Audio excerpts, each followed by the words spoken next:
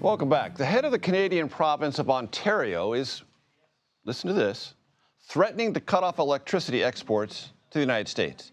Premier Doug Ford says he will turn off the power supply to 3 U.S. states, this in protest of President Trump's recently imposed tariffs.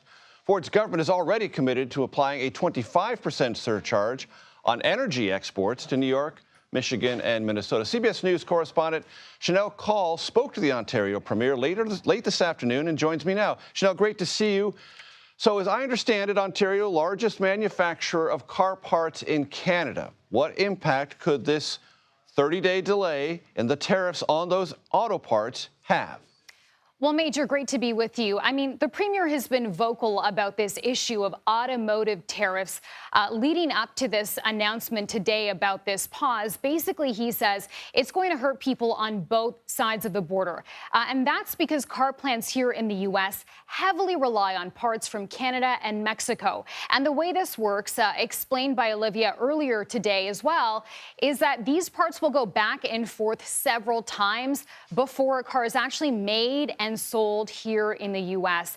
And essentially what that means is the price of these cars could skyrocket if the parts keep getting slapped with tariffs every time they cross the border. So I spoke to the Premier about what this 1-month pause means today. He said, leading up to this announcement from the White House, he had a phone call with Commerce Secretary Howard Lutnick. He believes that phone call, at least in part, played a part, that is, in this 1-month pause. Listen. The tone is, nothing's for sure right now, and that's very concerning.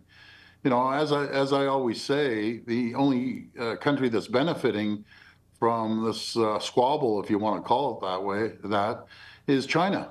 You know, as China is flooding markets around the world, undercutting American and Canadian workers, and they're sitting back laughing, watching the two closest friends and allies fight a tariff war. So, Major, in case you're wondering why a Premier of Ontario has a seat at the bargaining table during these trade discussions, it's because Ontario is super important. The Premier of Ontario is sort of like a governor here in the U.S., but Ontario is key because it's such a huge trade partner with the U.S. It is the nation's largest economy in Canada, home to some pretty big industries, not just automotive, but manufacturing and technology as well. It is also super populated. 40% of Canadians live in Ontario.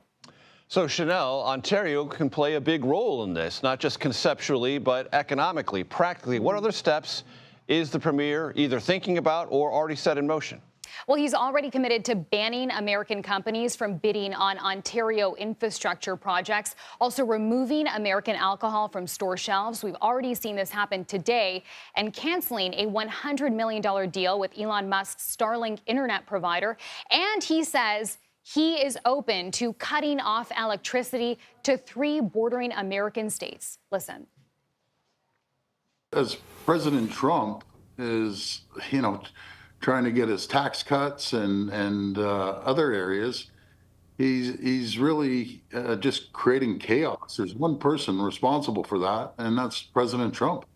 And, Major, I spent a decade covering politics in Canada before moving to the U.S., and I have to say, this is extraordinarily spicy, what we're seeing, this rhetoric in Canadian politics. We saw Premier Ford the last couple of weeks wearing this hat that reads Canada Not for Sale. He's been doing that at recent news conferences, and it comes on the heels of his re-election in Ontario, where a lot of people say he may have won because of this tough on Trump stance. We also heard from Prime Minister Justin Trudeau yesterday using really blunt and curt language. He actually also addressed the President Donald Trump by his first name, Donald. And Shanelle, based on your experience covering Canadian politics, does this feel to you like maybe not a tipping point, but a sort of reassessment across Canada about its relationship with the United States, and if not the United States generally, with the Trump administration specifically?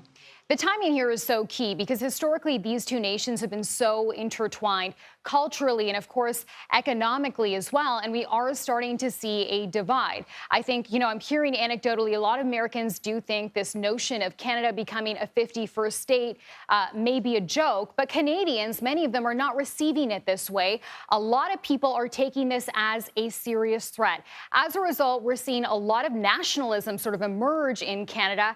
And if you ask how, you might remember there were a lot of boos to the American national anthem at the last couple of big sports events between the two countries. There are also Canadians who are now boycotting American goods. And Major, there are tons of Canadians who will ordinarily come to Florida to spend the winter here. They are not doing that this year.